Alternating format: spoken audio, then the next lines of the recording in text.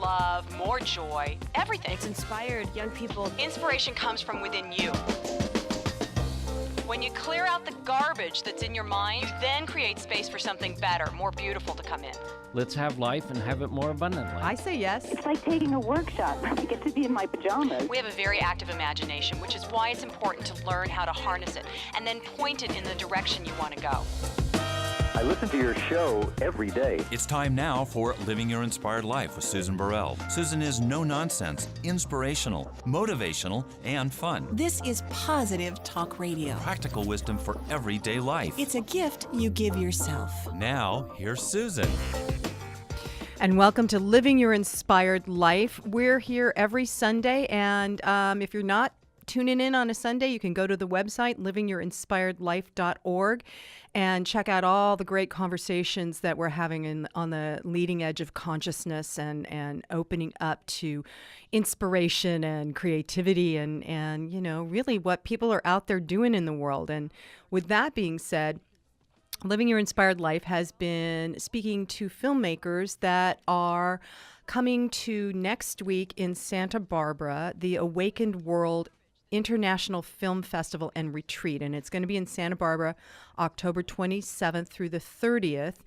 And we were drawn, the Living Your Inspired Life team was drawn to these filmmakers because they are conscious media people. That, you know, it's about waking up to whatever the reality or non-reality is in the world. And so I welcome today, for the first half hour, I welcome Katie Teague, who is the director, producer, and editor of a film that's going to be screening called Money and Life. Katie, thanks for joining me. Thank you so much, Susan, for having me. So I want to tell everybody at the top of the show, I want you to go to moneyandlife.com. That's where you can see the trailer. You can also watch the film, yeah? It's actually moneyandlifemovie.com. Thank you. The URL was taken, so I had to add movie to it. moneyandlifemovie.com. So this film caught my attention because just the title, Money and Life, but in it, you are asked, it's a documentary, and you're asking this really amazing question of kind of like, instead of seeing the glass half empty, can we see it as an opportunity? With the economic crisis that we've been experiencing, can we see it as an opportunity? And I would imagine it's an opportunity for change. Well, exactly. You know, prior to filmmaking, I actually was a therapist. And so, you know, as a therapist, we tend to see breakdown. You know, there's, you know, the other side of breakdown is breakthrough. And I, by nature, just tend to focus on, all right, well, you know what, let's make lemonade from the lemon. And so certainly at the time when I started the film, and part of what inspired the film was the crisis of 2008. That's exactly when I started the film, and just realizing, quite frankly, my own ignorance around the subject of money, and then just beginning to see collectively how we were responding to it and the level of fear and freak out around it. Yeah, and I certainly was feeling it during 2008, 9, 10, just coming out of it, really. And the people that you have in this film, how did you find them? If you were coming from a place of not knowing, how did you find these people? Well, I call it, at some point I termed it my divine scavenger hunt. Ooh, I like that. And it really kind of unfolded that way. Like, one clue led me to the next one. So one interviewee, perhaps. Or once I hit the ground running, I started to pick up books. I started reading a lot. And I would immediately go to the bibliographies and start cross-referencing, and you start to see a lot of the same names popping up or online. You know, I just started to discover this subculture, if you will, that really are unfortunately not mainstream thinkers and leaders in the realm of money and finance. Okay, but you say currencies. Unfortunately, because what they're talking about in this movie, Money and Life, is really kind of leading edge thought, yeah? Yeah. So tell us of course what they're talking about. Excuse me? Tell us what they're talking about in the movie. What's the thing that's not in the mainstream right now? Well, from my perspective, there's been a constant effort to get us back to some normal. Oh, yeah. When the reality is we are transcending what has been normal. And to me, the film is really about this shift in consciousness that many of us, are highlighting and believe and can provide evidence for, that we're collectively in. And so I would say in aggregate, most of these folks are saying there is no back to get to. Right. You can't go back to normal. Right. It's business as usual. It cannot continue.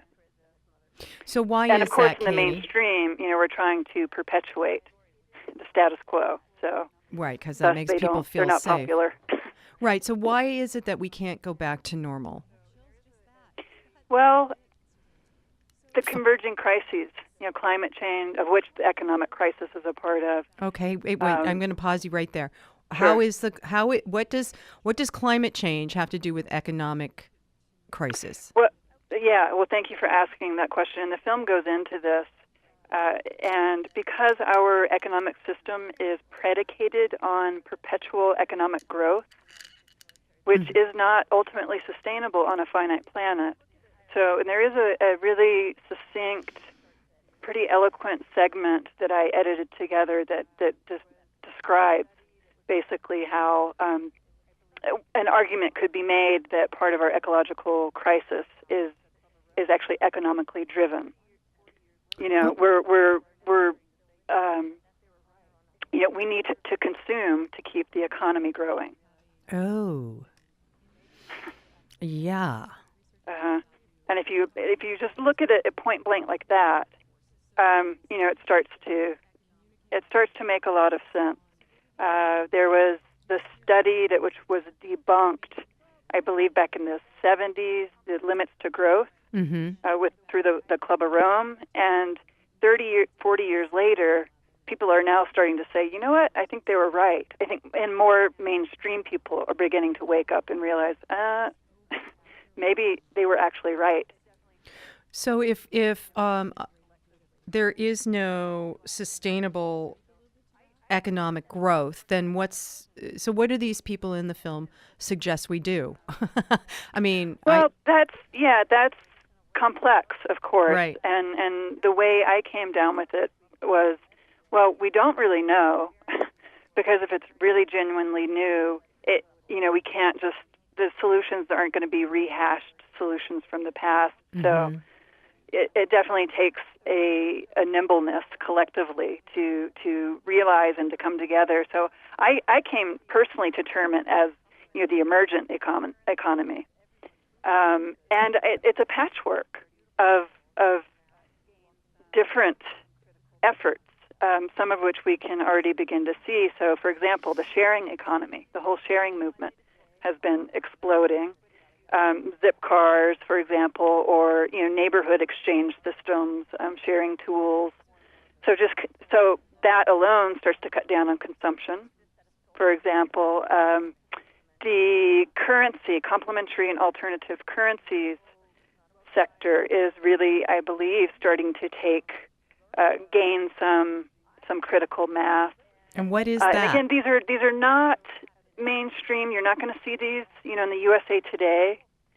But if you start to peel back any layers and sniff around, you'll start to see these things more and more prevalent. So these are localized movements that are grassroots movements that are starting to expand. Yeah, and then certainly definitely the whole localize and relocalize is a huge component of the emerging economy. And then there's also at a global level, and I'm less astute on that level because that's more in the realms of finance and redesigning the actual global currencies, and that's actively going on. But again, that's not my area of knowledge or expertise. But I did interview some financiers. So, and then at a more tangible level, for people who actually have wealth, capital, it's beginning to invest more consciously. Do you even know what your money's invested in? Right. And does that actually align with your values? you can invest more locally, or even if you're investing globally, you can invest in things that are a part of the solution.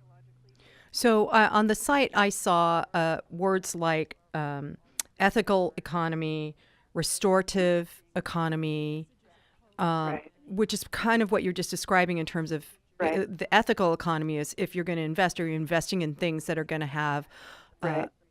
some sort of a solution to it as opposed to just making you money. But Exactly. what's the restorative economy?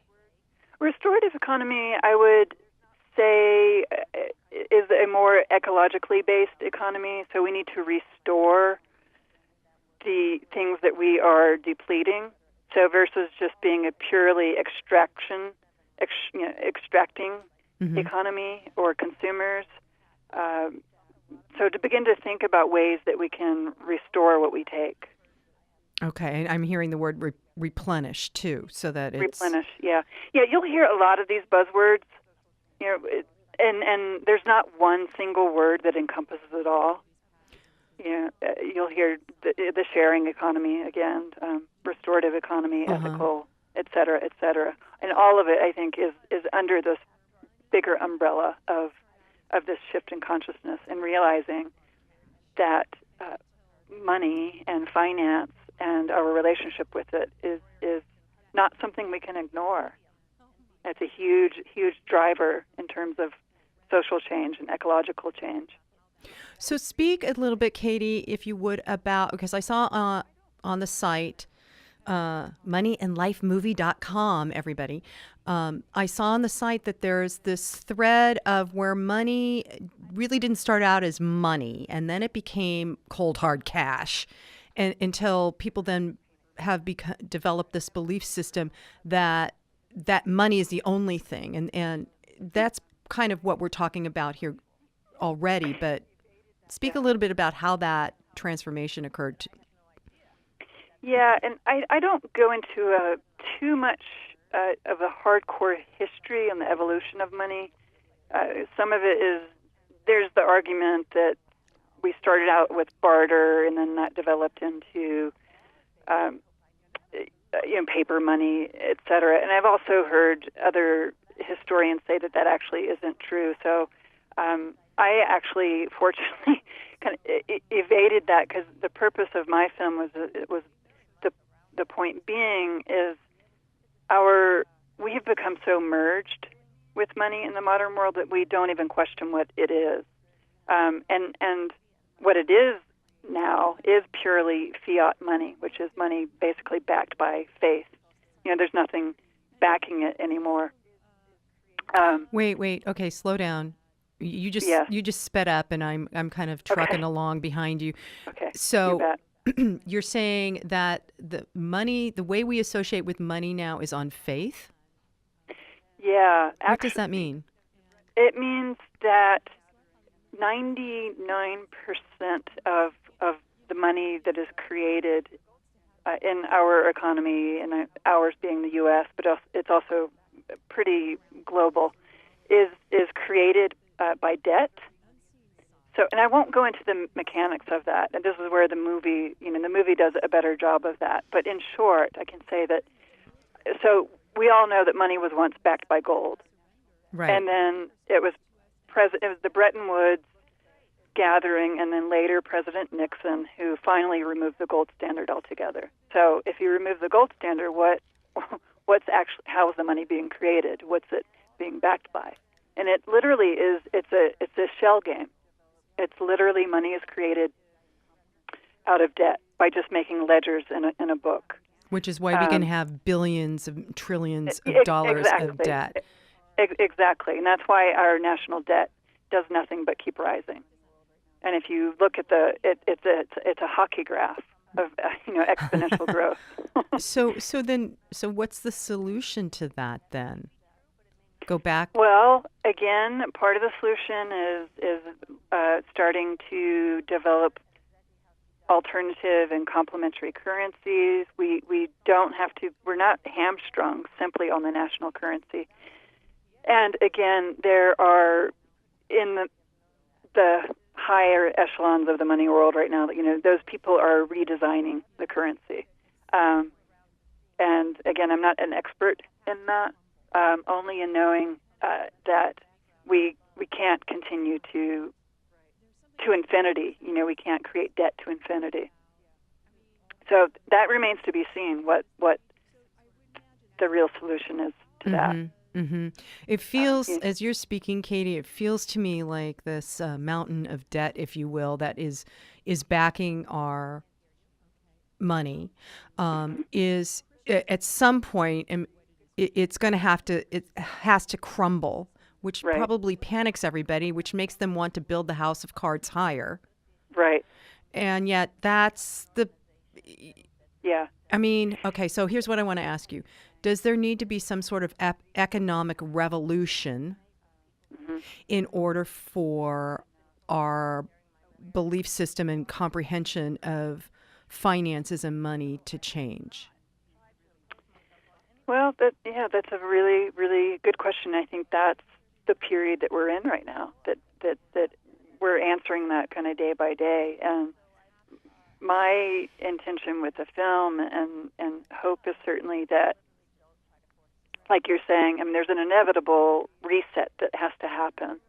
But can we bring enough awareness and stopgap solutions, to buffer that collapse, or create enough alternative modalities right now, so that when that collapse happens, we as a global humanity are still sustainable. Right. And quite frankly, the education and awareness, then also, ideally, if you're not pumping it with fear, it doesn't have to be, the crisis doesn't have to be this fall down and break your head kind of thing. It's so funny when you say don't pump it by fear, because I had heard the word fear right before you said it. And it seems to me that a lot of people, regardless of whatever it is, whether it's a money crisis, economy crisis, or a health crisis, or that the major thing that seems to be running a lot of people, I want to say that are the insiders, is fear. And it's the people that are out of the box going, let's problem solve this. Let's figure out let's look at it from a completely different new paradigm. Right. So perhaps from one perspective, yes, those who have allegedly less to lose, maybe. Mm-hmm. Yeah.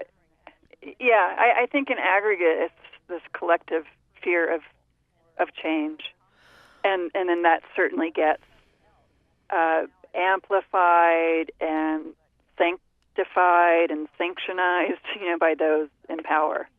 Right, to keep the house of cards still up. Exactly. Yeah. Let's just keep all the balls in the air, and as long as somebody's not watching what we're doing.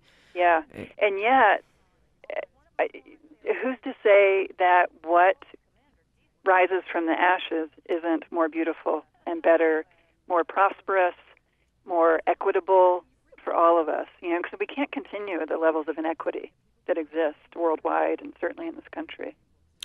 Yeah, I agree with you, Katie. Something that one of the things that caught my attention, because on Living Your Inspired Life, we talk often about collaboration. And there was somebody that's in the movie who I saw in his credits was something about the Spirit of Money Collaborative. It's an organization, right? Yes.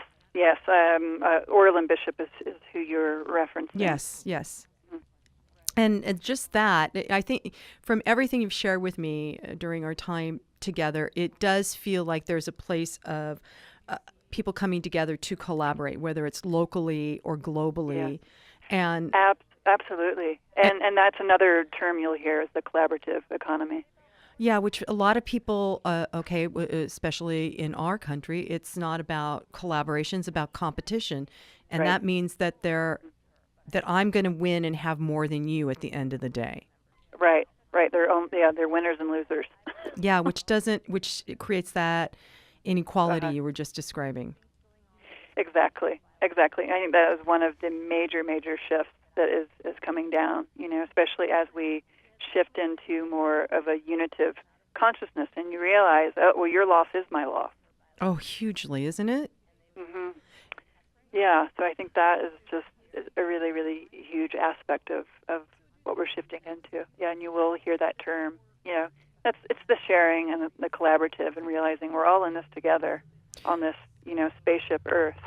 Yeah. As we've been talking, my grandfather, who lived to be 100, and I remember he came from Oklahoma and during the Depression and everything, and he used to go to different supermarkets. And I would say, Grandpa, what are you doing today? He goes, well, I'm going to go trade. And his idea was, I am going to trade. I'm going to give them something, and they're going to give me something. And he would go to various stores to trade so that he was spreading his wealth, if you will, wasn't a lot of wealth, but spreading it among all the local stores and merchants so that everybody got some. And well, and even your comment right there, it wasn't a lot of wealth. Part of this is reimagining, redefining what we understand wealth to be. And that a lot of wealth isn't, $1 million in the bank account. Is that more wealth than, a healthy and happy children and a healthy, water system? Healthy air to breathe. So that goes back to the ethical economy, developing an ethical economy, which we certainly aren't living in right now. No. It sure doesn't feel like it, that's for sure. No. Especially with a lot of the other films that are going to be at the Awakened World Festival. You're in amazing company with all the different films that are showing up there.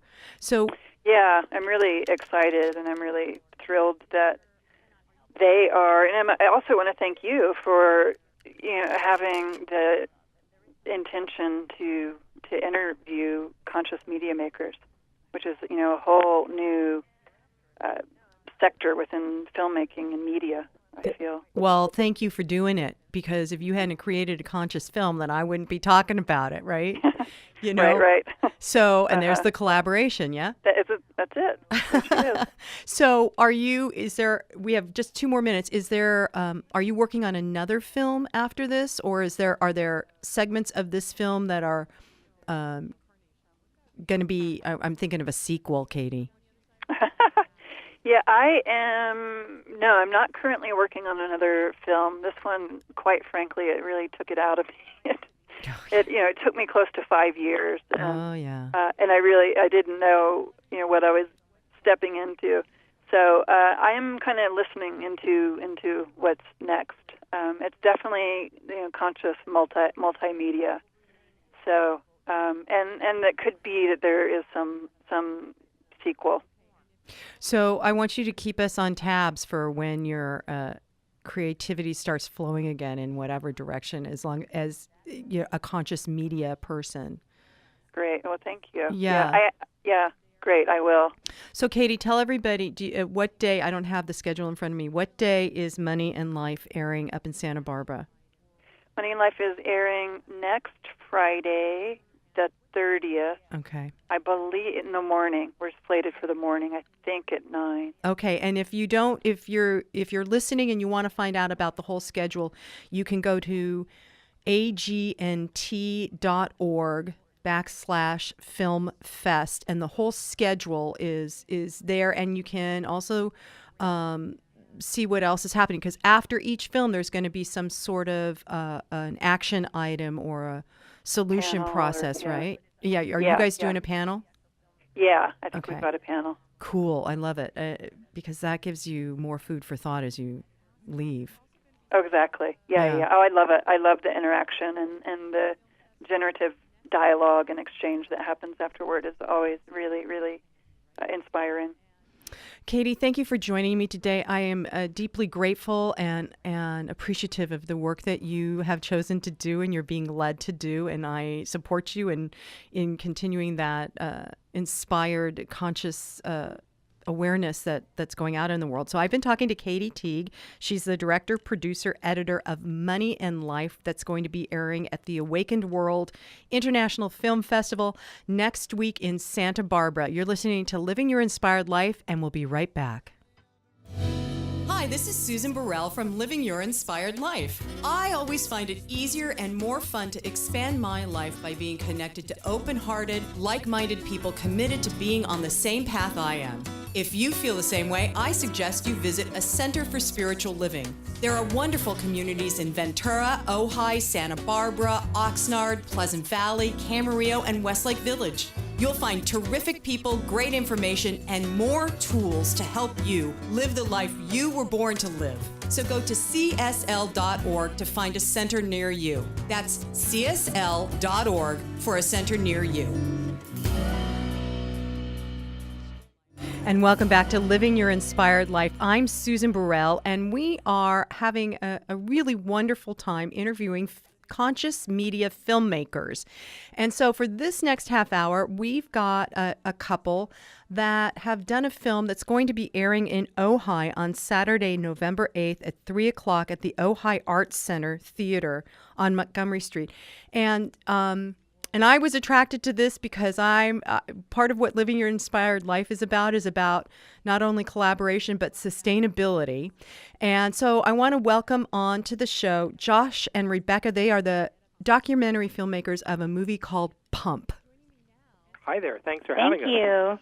So, so I just got to ask, what led you guys to do a film? Well, first of all, let's tell everybody what Pump means, because it could mean a bunch of different things. This is about finding alternative solutions to the oil that we're dependent on.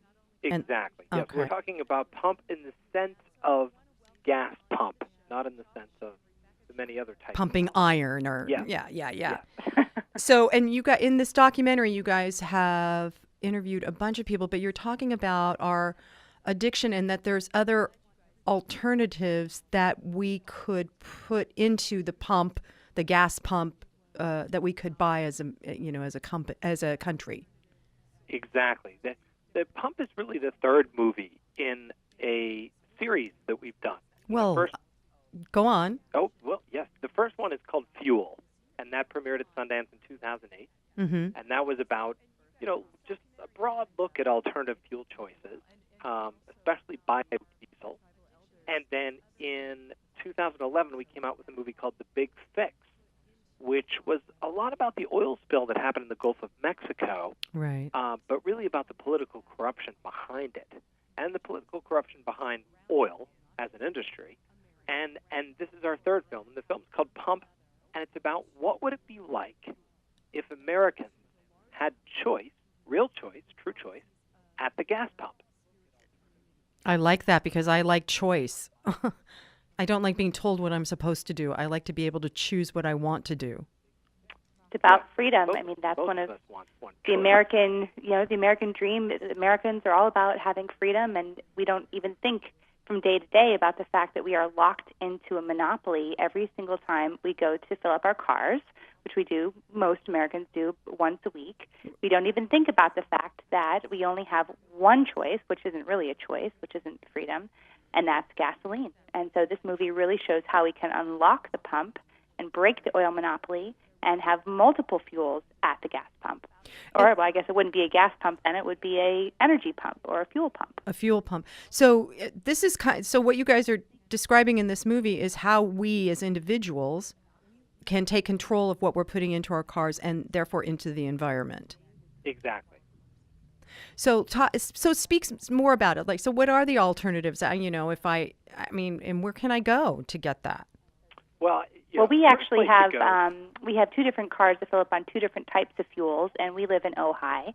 So one of our vehicles, we fill up on E85 and Silvis oil on Ventura in Oxnard, I believe. They have E85 there, and so we also have a kit that we've put in that car that allows us to use a high blend of ethanol in the car, which is alcohol fuel, and that's our Prius. So we already are getting a very high gas mileage, and then we added this little flex fuel kit to the car that we ourselves installed, and then we can run that on E85. And then we have a diesel car, and we also fill up at Silvis oil, and we put a blend of biodiesel in that car. Okay, you just said, Rebecca, a few different kinds of things that I'm unfamiliar with. So the ethanol blend, you have to have this flex fuel kit on your car in order to do it? Well, not necessarily. Most people think, that they can't run alcohol fuel in their car, but actually a lot of people have flex fuel cars and they don't even realize it. And sometimes the only way to even know that you have a flex fuel car is by checking the owner's manual, or sometimes in the car it'll have a yellow gas lid. So when you go to fill up, the lid will be yellow. But a lot of people have flex fuel cars, and they don't even know what that means. And what that means is you can run your car on any blend of alcohol, fuel, and regular gasoline. But it has to be a blend of alcohol and gasoline. Well, it could be 85% alcohol fuel, which is ethanol, which is the highest amount that they sell, or it could be 30% or 50% or any blend thereof.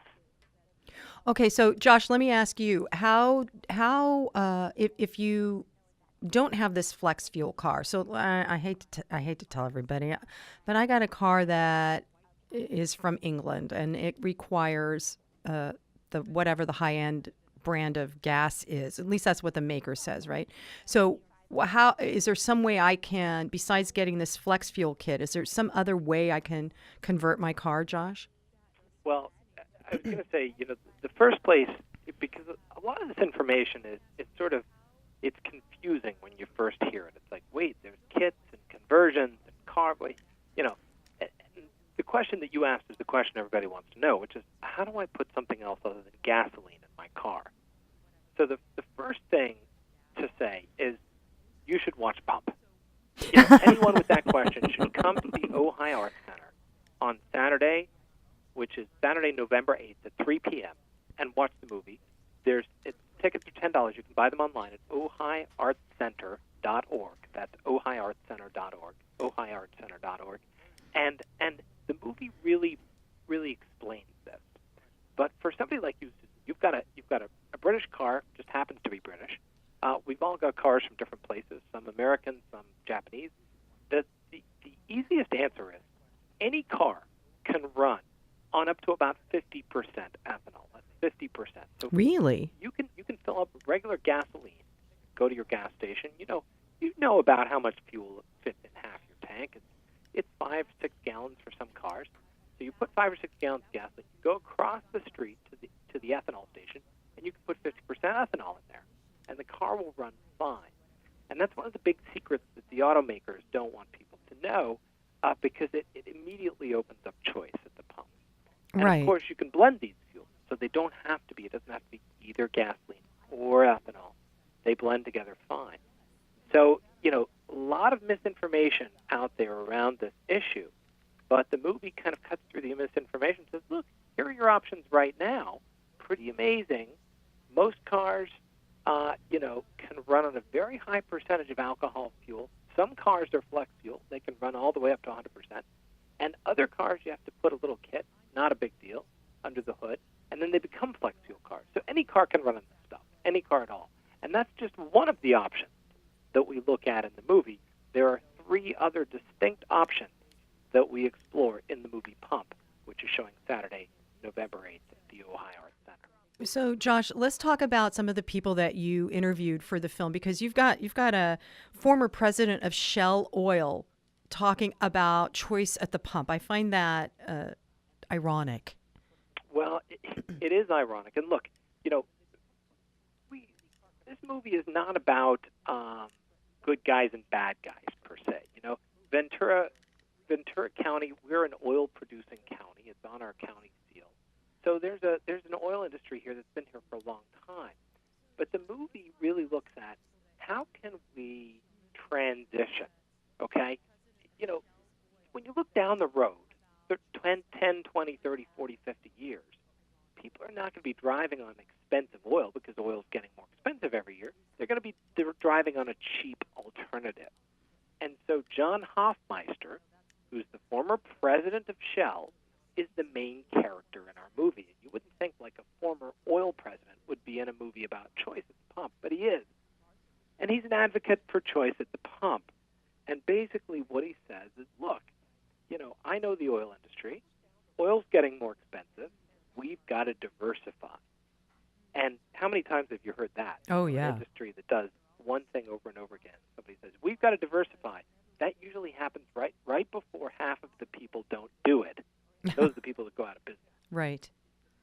So that's, he's a really central character. So we made the movie for folks who, they're on the left, they're on the right, they're in the middle, but folks who are curious about the future.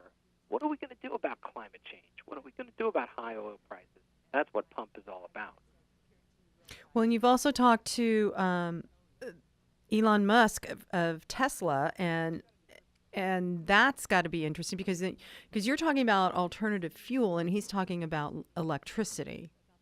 Correct. Which is an alternative. It's one of the four alternatives we look at because, let's face it, electricity is an alternative way to move ourselves down the road in a vehicle. Mm-hmm.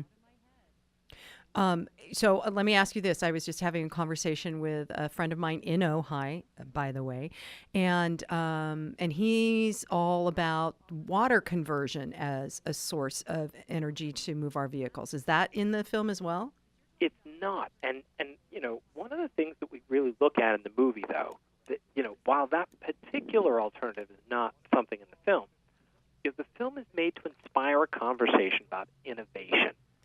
When you look at every other industry in the United States, competition drives innovation. I'm competing with you. I need to make a better product.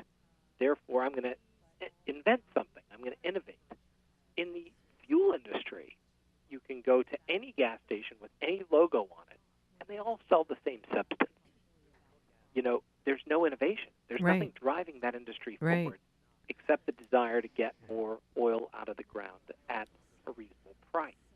Well, what if we opened up the choices and a plug was one of the choices? And now electricity has to compete, or gasoline has to compete with electricity. And so that's the real point is, sure, we're not saying get rid of gasoline. We're not even saying get rid of the oil industry. All we're saying is, what if we had gas pumps where that product had to compete right alongside of the other product that could move your car down the road? I think that's brilliant, Josh. And so let me ask you this, because a lot of the gas stations I go to are franchised from the bigger oil companies. How do you, Rebecca, maybe you could answer this. How do you give an alternative at the pump when there's so many franchised gas stations out there? Well, that's a great question, and that's a real challenge for people to find gas stations that actually have alternative fuels. And part of the problem is that the majority of gas stations, as you said, are franchised, and they are locked into these contracts with large oil companies, and basically they're beholden to them, and they're not allowed to sell any other type of fuel except for gasoline. So there's what's the statistic, Josh? How many? 1,200 independently owned gas stations? Is that right? Well, there's about 5% of our gas. Independently owned. 30% of our gas stations are independently owned. Well, that's higher than the 12%. Yeah. Yeah. So those independently owned gas stations, they are allowed to do whatever they want for the most part. They're able to sell ethanol or methanol or natural gas or whatever it is that they want to sell, which therefore allows the consumer to go and choose. And that's really the goal. But if we could have more of these independently owned gas stations offer alternative fuels, then pretty much all across America we would be able to start to see choice at the pump. The problem is a lot of these independent gas stations aren't making these alternative fuels available. Well, it's interesting. It sounds like do we do it from the bottom up and work at the grassroots with the independents, or do we work from the top down and work with the corporations that have the franchises that then... Is there a solution to this question? I don't know. Well, I think we have to tackle all ends. I think, to break the monopoly, I really think the first step is awareness, because we have been going about our lives without really thinking about the fact that we have no choice. We've just accepted it as a status quo. And it's because we've all been born into a world where the only thing that you have available to you is gasoline or diesel, but ultimately it comes from the same source. So if we started to think about the fact that there are options out there, and albeit these options may not be perfect, but they're certainly better than the option that we have available right now, once we change our thinking around this, we'll start to see that solutions are readily available pretty much anywhere you are. And that's what we found. We found that we were able to get creative and innovative and find what was available nearby and tune our cars so that we could start using it. But it has to be more than just us, which is why Pump, the movie, is so important, because it really will change your thinking on this issue. And it'll enable you to really realize that there are alternatives available right now, probably within driving distance of where you are, and that it's really not that hard to change your car so that your car can run on them. So I want to ask both of you, but Josh first, because it sounds like with everything you've shared with me up until now, that in some ways the two of you have kind of come full circle from your first film, Fuel, to Pump. So have you, and what would you say about that, Josh? I would say absolutely. I mean, again, Pump. This movie is a labor of love. We went to Iceland. We filmed in China. We filmed in Brazil. The film doesn't just look at America; it looks at the whole world and what they're doing about energy and what they're doing about the future. And look. Let's face it. Whether you're pro alternative fuel or you're in the oil industry and you don't want anything to change, or even if you're in the oil industry and you're open to change, I think that the reality is change is inevitable. It's one of the only inevitabilities in life. Oh, absolutely. So the question is, what kind of change do we want? Pump, the movie, really spells out a future in which you can have your cake and you can eat it too. Why not let gasoline still be an option? If you have a car that only runs on gasoline, or you just want to use gasoline, let that option be at the pump. And let's do the American thing, the thing that we know as business people, as capitalists, works best for the American economy. The best solution that we found to every problem is ultimately people-driven. And people make up markets, and if the market is given the choice, let the best product win. That's what the movie's about. It's an exciting movie because we really show examples overseas of this happening. And sometimes the results are very interesting. So, Rebecca, you said just a few minutes ago about something about breaking the monopoly. But what it sounds like you guys are suggesting is not doing the either or thinking of either we get off fossil fuel altogether, or we do the horse and buggy. So breaking the monopoly of the oil companies, how does that fit in with what Josh just described, which sounds like more of a collaborative, let's work this together thing? Well, I think we're realists. We started off as sort of idealistic optimists, and now we're realists. I mean, this is our third movie on this issue, and we started off driving our alternative-powered vehicles across the country, and calling for a revolution and inviting people to take power back. And now I think it's more looking at realistically, what is it actually going to take to make this happen? And we still want people to change their cars and seek out alternative fuels, but I think it's going to take everything. It's going to take everyone. It's going to take the oil companies. It's going to take all of the people. It's going to take the government. It's going to take all of us, pitching in to make this shift happen, because it's not going to happen, from the top down or from the bottom up. It's got to be a collaboration with everyone. Otherwise, we're going to just continue another 100 years using the same fuel with all of the impacts that we've seen over the last 100 years by having this monopoly.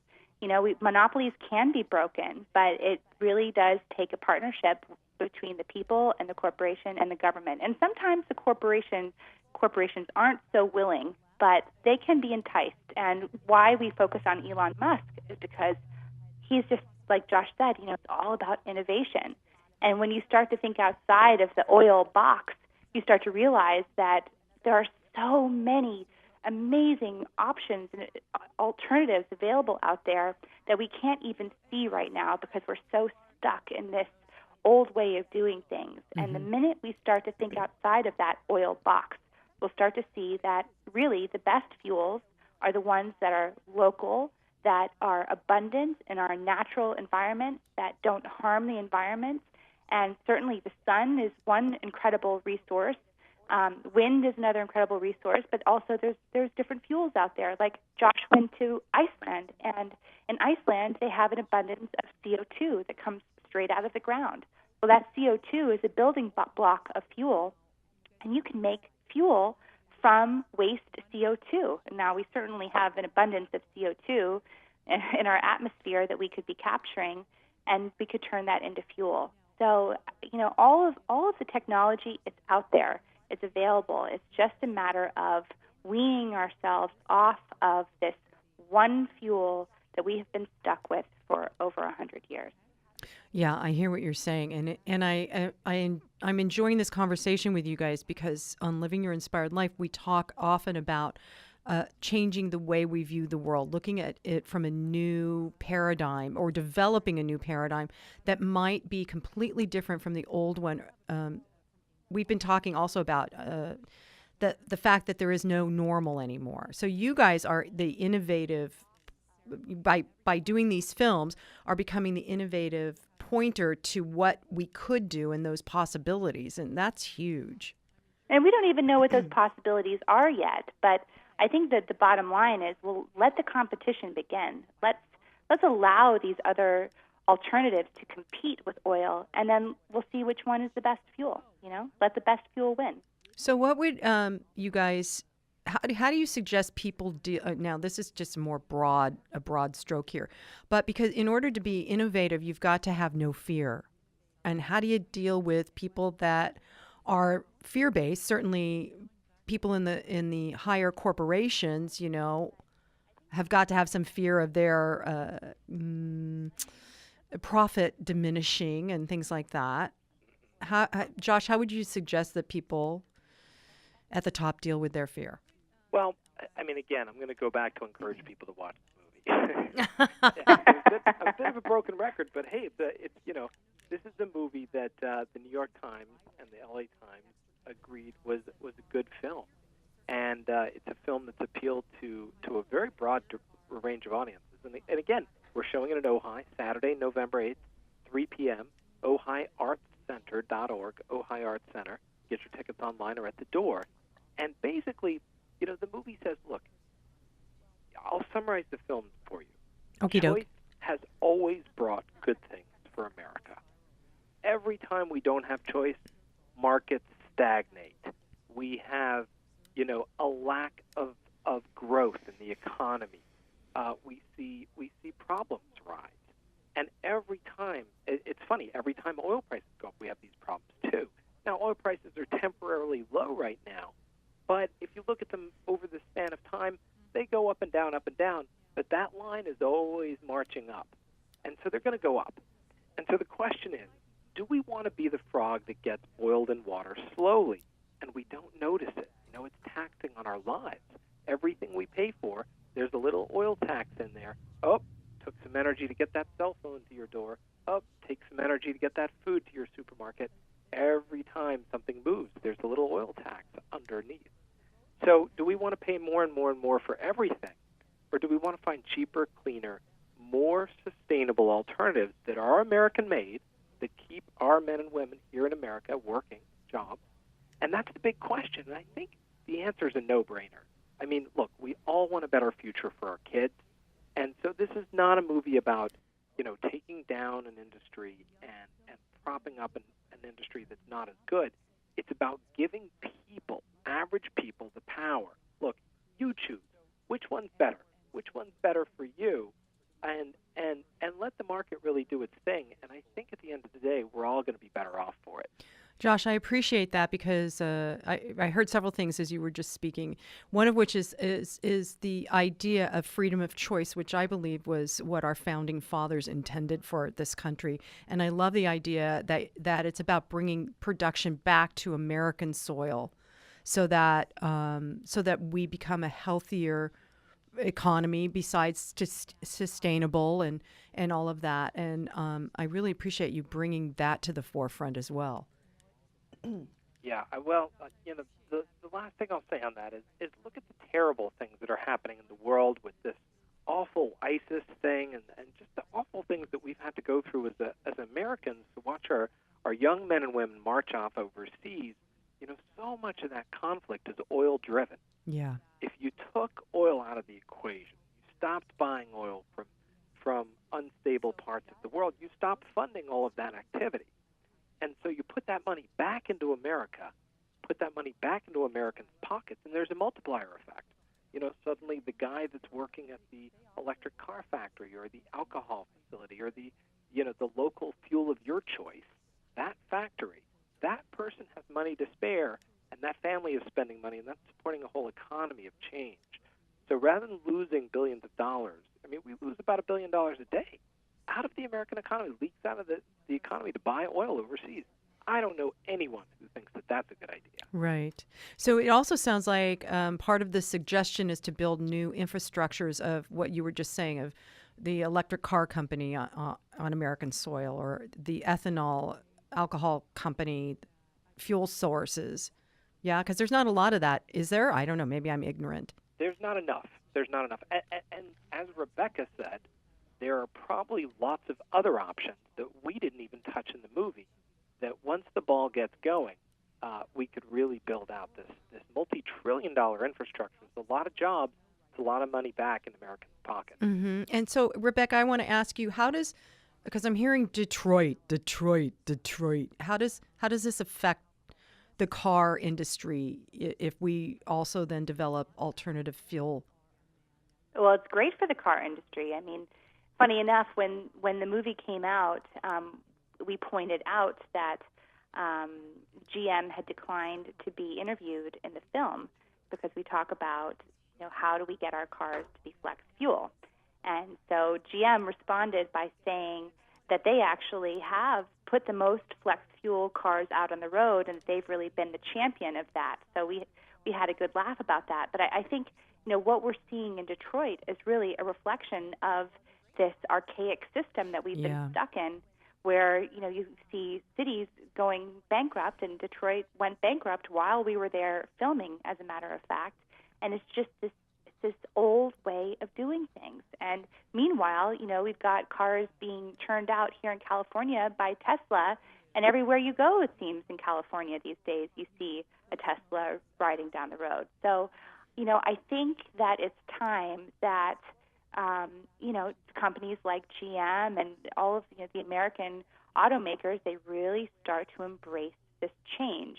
And you asked, well, what would you tell the oil industry, and I also would add the auto industry to that, about being afraid of this change. And I think the real question is, if you really look at the impact of this current infrastructure and what it really does to our economy, what it does in terms of the wars that we see around the world, what it does to our environment, I think the real question actually is, can we afford to keep going the way we are? Can we afford not to make this change? And the answer is absolutely not. And I think when people see this movie, they walk out with a new thinking, a new mindset around this topic.